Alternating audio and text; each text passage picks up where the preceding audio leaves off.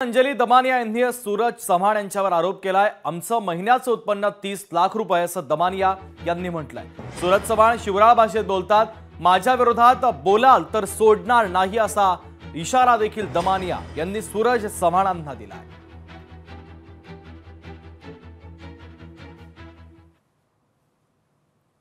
कुठेतरी असं वाटतं की यांच्या विरुद्ध जर आता माझ्यासारख्याने पण लढणं सोडून दिलंय तर जर आपण पूर्णपणे बंद केलं तर यांना आता विरोधी पक्ष उरलेला नाहीये।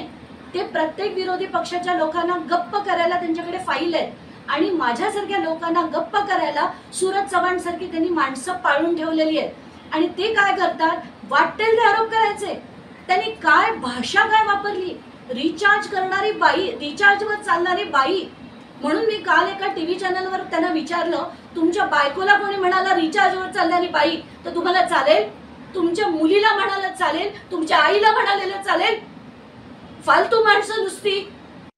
कुठल्याही महिलेच्या बाबतीत कोणीच गलिच्छ भाषा वापरू नये।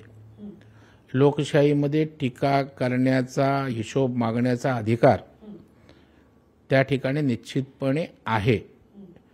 एका बाजूला आम्ही लाडकी बहीण योजना आणतोय आणि दुसऱ्या बाजूला आम्हाला जाब विचारते म्हणून त्या लाडक्या बहिणीचा अपमान करण्याचा अधिकार आपल्याला कोणी दिला नाही। नाहीतर तो आमच्या लाडक्या बहिणीच्या विषयी द्रोह केल्यासारखा होईल, याची काळजी आमच्या महायुतीच्या सगळ्या पोपटपंची करणाऱ्या नेत्यांनी काळजी घ्यायला हवी। लोकशाही मराठी ऐका, पहा, जागरूक रहा।